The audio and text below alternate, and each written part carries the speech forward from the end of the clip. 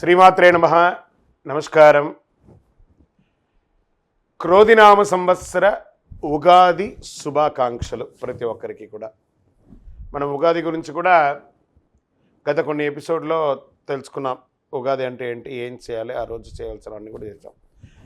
ఈ సంవత్సరం, ఈ క్రోధినామ సంవత్సరం ద్వాదశ రాశి ఫలితాలన్నీ కూడా మనం తెలుసుకోబోతున్నాం. ఈసారి మనం చెప్పబోయే రాశి ఫలితాలు ఒక సంవత్సర కాలానికి ఎలా ఉంటుందో ప్రతి రాశికి ఏ సబ్జెక్ట్ వాళ్ళకి ఆ సబ్జెక్ట్ వైజ్గా చెప్పుకుంటూ వచ్చామన్నమాట. కాస్త ఓపికతో వినండి. 1 ఇయర్ది కాబట్టి కొంచెం ఓపికగా శ్రద్ధాభక్తులతో వినండి, స్కిప్ చేయకండి. అండ్ సద్గురు జ్యోతిషాలయం చెప్తున్నటువంటి ఈ యొక్క అద్భుతమైనటువంటి 1 ఇయర్ ప్రిడిక్షన్లో మా ఛానల్ చూస్తున్న ప్రతి ప్రేక్షక మిత్రులకి పేరు పేరున మీరందరూ కూడా ఆయురారోగ్య ఐశ్వర్యాలతో ఉండాలని భగవంతుని ప్రార్థిస్తున్నాం. జాతకం ఎందుకు ఈ జాతకం తెలుసుకోవాలి? గోచార గ్రహస్థితులు అన్నింటిని దృష్టిలో పెట్టుకొని అన్ని వర్గాల వారిని దృష్టిలో పెట్టుకొని మేము జాతకం చెప్పడం జరుగుతుంది. జాతకం పడుతున్న వర్షానికి గొడుగే కానీ జాతకం జీవితం కాదు. నేను ప్రతి నెల కూడా చెప్తుంటాను. ఇప్పుడు యొక్క సంవత్సర జాతకం కూడా చెప్తున్నాను. జాతకం ఎంత నమ్మాలో అంత నమ్మండి. మీ యొక్క వ్యక్తిగతమైనటువంటి జీవితంలో మీరు చేస్తున్న వృత్తిని గట్టిగా నమ్మండి. మీ యొక్క కులదైవాన్ని నమ్మండి. తప్పకుండా మీరు బాగా ఉంటారు. జ్యోతిషాస్త్రరీత్యా ద్వాదశ రాశులు 5వ రాశి అయినటువంటి సింహరాశి మిత్రులారా, మీరు మకా నక్షత్రం 1, 2, 3, 4 పాదములు, పుబ్బా నక్షత్రం 1, 2, 3, 4 పాదములు, ఉత్తరా నక్షత్రం మొదటి పాదానికి జన్మించిన మీరు సింహరాశి వారిగా పరిగణించబడుతున్నారు. ఈ క్రోధినామ సంవత్సరం సింహరాశి ఫలితాలు ఎలా ఉన్నాయి అనంటే, ఆదాయం 2, వ్యయం 14, రాజపూజ్యం 2, అవమానం 2. తక్కువ వ్యయం, ఎక్కువ ఉందని ఆందోళన పడాల్సిన అవసరం లేదు. సింహరాశి వారికి గోచారం పరిశీలించగా ఈ సంవత్సరం ప్రతికూలతలు కాస్త అధికంగానే ఉన్నాయి. అందుకని అనుకూలత లేదు. జాగ్రత్త ఉండడం కోసమే చెప్తున్నాము.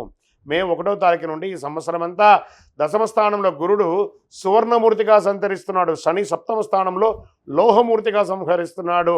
రాహుకేతులు సంవత్సరం అంతా ఈ 8వ ద్వితీయ స్థానంలో తామ్రమూర్తిగా సంచరిస్తున్నారు. ఈ సంవత్సరం ఆర్థిక విషయంలో చాలా జాగ్రత్తగా ఉండాలి. అప్పులు తీసుకునేటప్పుడు, చిట్ ఫండ్స్ తీసుకునేటప్పుడు, బ్యాంక్ లోన్ తీసుకునేటప్పుడు డాక్యుమెంట్స్ చాలా జాగ్రత్తగా చేసి పెట్టండి, లేదా అది మిమ్మల్ని రుణ బాధల్లో ముంచుతుంది. రుణ బాధలు పెరిగే అవకాశం, ధన నష్టం, ఆర్థిక ఇబ్బందులు కలిగే అవకాశాలు బాగున్నాయి. వ్యాపారాలు మందకోడిగా జరిగే అవకాశాలు ఉన్నాయి. నూతన వ్యాపారాలకి ప్రయత్నం చేయకండి. ఉన్నదే చాలు. రుణదాతల ఒత్తిడి మీకు ఇచ్చిన వాళ్ళు కొంచెం ప్రెషర్స్ ఇస్తారా, మనశ్శాంతి లేకుండా ఉంటుంది. విలువైన వస్తువులు జాగ్రత్త. సంవత్సర ద్వితీయంలో కాస్త అనుకూలంగా ఉంది. భారీ పెట్టుబడి పెట్టే అవకాశాలు ఉన్నాయి.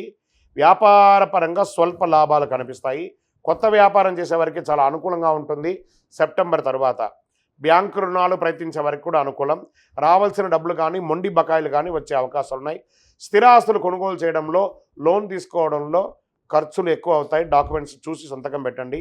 లావాదేవీల విషయాల్లో ఎవరిని నమ్మకండి. పత్రాలు, విలువైన పత్రాలు జాగ్రత్తగా పెట్టుకోండి. బంధుమిత్రులతో, కుటుంబ సభ్యులతో ఆచితూచి మాట్లాడండి. కలహాలు, విభేదాలు ఎక్కువ అయ్యే అవకాశాలు ఉన్నాయి. కోర్టు వివాదాలు వాయిదా పడే అవకాశాలు ఉన్నాయి. తొందరగా కొలికి రావు ఈ సంవత్సరము. ఆస్తి వివాదాలు కానీ, భూ వివాదాలు కానీ పెద్దల సమక్షంలో పరీక్షించుకుంటే మంచిది. వివాహ యత్నాలు తీవ్రంగా ప్రయత్నం చేస్తారు. వివాహం కాని వారికి కార్తీక మాసం తర్వాత మీకు యోగం ఉంది. ఆశించిన సంబంధం కుదరకపోవచ్చు. ప్రారంభంలో వివాహాది శుభ కార్యక్రమాలు కొంచెం ఆలస్యంగా పోస్ట్పోన్ అయ్యే అవకాశాలు ఉన్నాయి.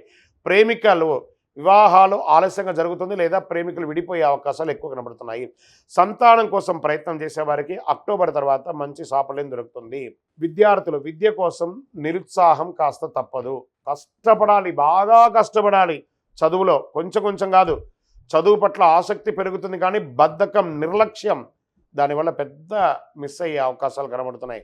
అత్యవసరమైతే తప్ప విదేశాలకి వెళ్ళకండి, మంచిది కాదు. విజాలు రిజెక్ట్ అయ్యే అవకాశాలు కొన్ని సమయాల్లో ఉంటాయి. జాగ్రత్త. ఆరోగ్యం కాస్త మిశ్రమంగా ఉంటుంది. ఉపాధ్యాయులకి పదోన్నతి, స్థానచలనము, లేదా మీరు కోరుకున్న దానికంటే వేరే స్థలానికి ట్రాన్స్ఫర్స్ అయ్యి అది కూడా ఇబ్బంది పడే అవకాశాలు ఉన్నాయి.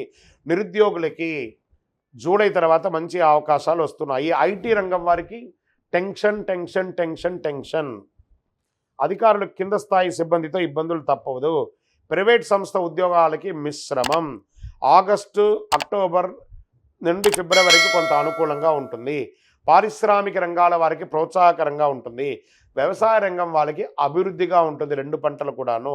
వైద్య మెడికల్ రంగం వారికి ఆటుపాట్లు ఉన్నా అధిగమిస్తారు.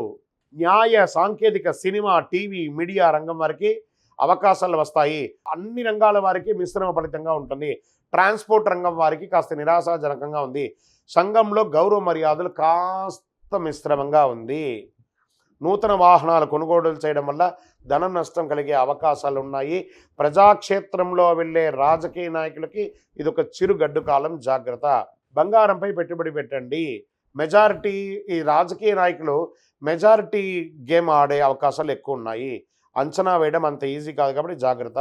సుబ్రహ్మణ్య స్వామి వారి ఆరాధన చేయండి. దేవాలయానికి వెళ్ళి మీ వయస్సు ఎంత ఉందో అన్ని నువ్వుల నూనెతో దీపం వెలిగించండి. నంబర్ 3 అనే ఒక సంఖ్యను ఎక్కువ వాడండి.